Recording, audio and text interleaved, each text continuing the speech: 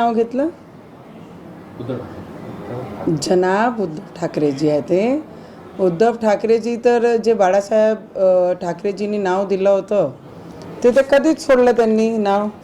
आणि त्याच्यानंतर जनाब उद्धव ठाकरेजी सुरुवात झाली. आणि उद्धव ठाकरेजी ज्या पद्धतीने मुंबईमध्ये रामरक्षा म्हणून जे आंदोलनं करत आहे, रामरक्षा म्हणून, त्यांना जनाब उद्धव ठाकरेजींना माझा प्रश्न आहे की जेव्हा अयोध्यामध्ये रामलल्लाचं मंदिर भव्य, जे पूर्ण विदेशापासून देशापासून सगळे भक्तगण तिथे गेले होते, तर जनाब उद्धव ठाकरेजी कुठे लपले होते? पक्ष बर्बाद झाल्यानंतर, आमदार सगळे गेल्यानंतर, खासदार सगळे गेल्यानंतर जनाब उद्धव ठाकरेजींना रामलल्लाची आठवण आली, रामरक्षाची आठवण आली, हनुमान चालिसाची आठवण आली.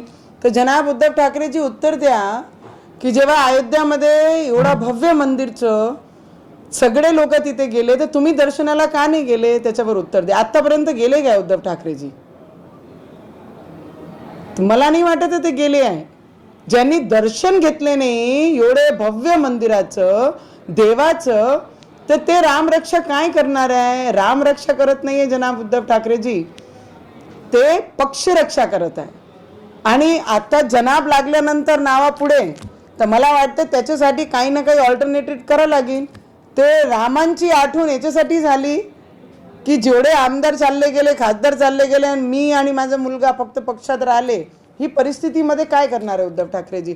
पण मी आदरणीय उद्धव ठाकरेजींना विनंती करेन, तुम्ही नागपूरपर्यंत आले, 150 किलोमीटर आहे आमची अमरावती आणि हनुमानगडी, आपण उद्या या आणि आपण सोबत सगळे बसून आम्ही स्वागत करू. आमची अमरावतीची संस्कृती आहे, कोणी आमच्या घरात आले, कोणी आमच्या जिल्ह्यात आले तर त्याचा आदर सत्कार आपण करतोच.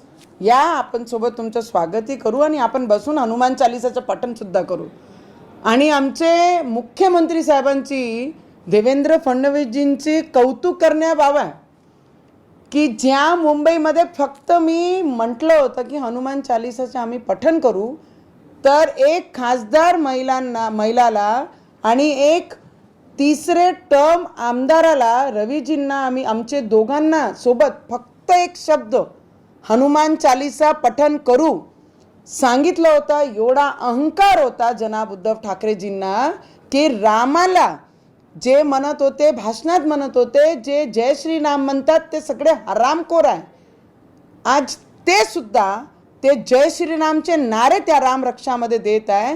तर जनाब उद्धव ठाकरेजींना माझा प्रश्न आहे की जाऊन ज्या नागपूरमध्ये संघाचा एवढा मोठं संघ कार्यालय आहे, तिथे जाऊन संघाचे ज्यांनी सुरुवात केली त्यांचे जाऊन नतमस्तक व्हा, दर्शन घ्या आणि मग रामरक्षाची सुरुवात करा. ज्यांनी या देशासाठी योगदान दिलं आहे त्या संघाचा सगळ्यात मोठा कार्यालय तिथे आहे. आणि ज्या क्षेत्रामध्ये जनाब उद्धव ठाकरेजी रामरक्षाचं पठण करण्याकरिता आपण आले आहे, येणार आहे, ते मतदारसंघ, तिथे गडकरी साहेब आहे, आमचे मुख्यमंत्री साहेब आहे, त्यांनी तुमच्यावर देशद्रोह आणि राजद्रोह नाही लावणार आहे. कारण भारतीय जनता पार्टी प्रत्येकाचं स्वागत करते, प्रत्येकाचा आदर मान करते. आजच आमचे आदरणीय देवेंद्र फडणवीसजींनी म्हटलं आहे, तुम्ही रामरक्षा पठण करा, मी तुमच्यासोबत येतो, तुम्ही पाठ करून, तुम्हाला किती पाने वाचता येते तुम्ही वाचा आणि मी वाचतो, या पद्धतीच्या भारतीय जनता पार्टीचे मुख्यमंत्री स्वागत करण्यासाठी रेडी आहे. पण जनाब उद्धव ठाकरेजी, तुमचं काहीच चुकलं नाही. आदरणीय बाळासाहेब ठाकरेजींचे विचार पूर्ण माती केल्यानंतर, पक्ष बर्बाद झाल्यानंतर, आमदार सोडून गेल्यानंतर, खासदार सोडून गेल्यानंतर आज आपल्याला रामाजींची आठवण आली. आता तो बहुत कुछ याद आना बाकी है, अभी तो सिर्फ शुरुआत है. पर अहंकार किसी का भी, कोणाचाही टिकला नाही तो तुमचाही टिकला नाही, हे स्पष्ट होत आहे. तुम्ही उद्या हनुमान चालिसेचं पठण करणार आहात. उद्धव ठाकरेंच्या आंदोलनाला प्रत्युत्तर म्हणून त्याच्याकडे पाहिलं जात आहे. माझे देव आणि माझी भक्ती हे कोणालाही उत्तर देण्याकरिता नसते. कारण 14 दिवस जेव्हा जेलामध्ये मी राहिली ॲज ए महिला खासदार म्हणून, ते प्रत्येक क्षण मी त्या जेलामध्ये कसे काटले तर मला माहीत आहे आणि माझे परिवारांना आणि माझे लेकांना, माझे परिवाराचे सदस्यांना माहीत है। मुझे इतना मालूम है कि भगवान के आगे हर कोई झुकता है, पर जनाब उद्धव ठाकरे जी को बहुत लेट हो गया है। एका मौलानाने एक वक्तव्य केलेलं आहे की श्रीकृष्ण दिवसातून 5 वेळा नमाज पठण करत होते। तुम्ही कसं बघता? मला माहीत नाही कोणता मौलाना आणि कुठून आला, काय ज्ञान घेऊन आला आणि काय इस्लाममध्ये असा लिहिलं आहे मला माहीत नाही। सगळ्यात जुनं जे धर्म आहे या देशातला तो हिंदू धर्म आहे आणि 8000 साल जुनं जे धर्म आहे त्या धर्माचे देवाला श्रीकृष्ण भगवानजींना ते म्हणत आहे की 5 वेळची नमाज ते पठण करत होते। पण आम्ही जेव्हापासून जन्माला आलो, आम्ही जे कृष्ण भगवंताला पाहिलं आहे ते डोक्यावर मोठं तिलक लावून त्यांची पूजा आणि पूजा करणारे भक्तगणी टीका लावून भक्ती करतात आणि आमचे देवसुद्धा मोठी टीका लावून ते मंदिरात विराजमान असतात।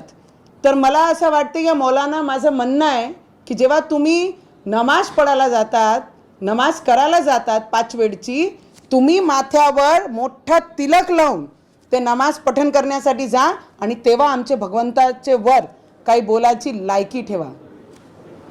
आम्ही एकनाथ शिंदे मुख्यमंत्री असताना त्यांनी 2023 एक योजना काढलेली होती। या योजनेमध्ये दर दिवाळीला लाडक्या बहिणींना एक साडी देण्यात येत होती शिधासोबत। मात्र आता त्यांनी आर्थिक अडचण असल्यामुळं ती साडी देण्याची योजना जी आहे नुकतंच GR काढला त्यांनी बंद केलेली आहे। तुम्ही काय सांगा? नाही, मी एवढंच सांगू शकते की या महाराष्ट्रामध्ये शेतकऱ्यांची कर्जमाफीपासून, लाडकी बहिणापासून, निराधार योजना जे वर्षानुवर्ष 600 रुपये चालत होती त्याला 1500 रुपये करण्यापर्यंत जे काम केलेलं आहे ते आमची सरकारनी आणि एकनाथ शिंदे साहेबांनी हे सगळी गोष्टी केली आहे। काही अडचणी असन, काही गोष्टी असन, काही फ्रॉड झाले असन म्हणून काही योजना त्यांनी ती योजना बंद केली आहे। तर मला वाटतं त्याची माहिती आपण पूर्ण घेऊ, पण ही सरकार नेहमी महिलांच्या पाठीशी राहिली आहे, शेतकऱ्यांची कैवारी म्हणून त्यांच्या पाठीशी उभी आहे। आजही जर अडचणीत शेतकरी असन तर सगळ्यात पहिले पुढे येऊन मदत करणारी हीच सरकार असेल। उद्धव ठाकरे आणि राज ठाकरे हे दोघेही सोनम वांगचुक यांच्या आंदोलनाला पाठिंबा देणार आहेत, एकत्र येत पाठिंबा देणार आहेत, कसं पाहतात? उद्धव ठाकरे, जनाब उद्धव ठाकरेजी जेव्हा मुख्यमंत्री होते 33 महिन्याची सरकारमध्ये आपणच मुख्यमंत्री होतात तेव्हा शेतकऱ्यांची शेतीतलं माती तुमच्या पायाला लागली नाही आणि आज तुम्ही जाऊन दिल्लीमध्ये आंदोलनाला समर्थन करण्यासाठी चालले आहे। मला वाटते की हे ढोंग बंद झाला पाहिजे जनाब उद्धव ठाकरेजी। रियल कामासाठी जर जमिनीवर उतरले तर लोक तुमच्यावर विश्वास करन। पक्षासाठी आंदोलन करणे आणि लोकांचे हिताकरिता बाहेर निघणे ह्या दोन्ही गोष्टींमध्ये खूप फरक आहे। राज ठाकरे यांच्यासोबत आता राज ठाकरे साहेबांना आणि उद्धव ठाकरेजींना पहिले तर बसा लागेल, कारण राज ठाकरेजींनी म्हटलं होतं सगळे मस्जिदांचे भोंगे उतरवायचे आणि तिथेच जनाब उद्धव ठाकरेजी म्हणतात ते आमचे भाऊ आहे, ते लोक आमचेही भाऊ आहे। तर पहिले या दोन्ही भावांनी एकत्रित बसून डिसाईड केला पाहिजे की आम्ही कोणत्या दिशेने चाललो आहे आणि मग सगळी गोष्टी बाहेर आली पाहिजे।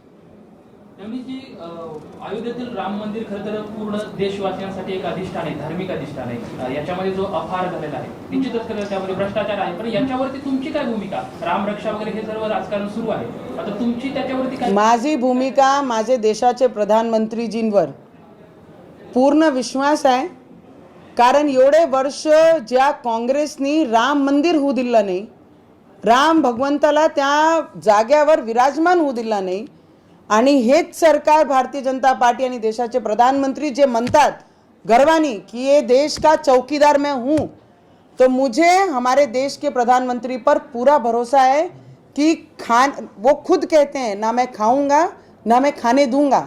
अगर किसी ने डाका डाला है राम मंदिर पर तो वो छोड़ा नहीं जाएगा, उसे छोड़ा नहीं जाएगा।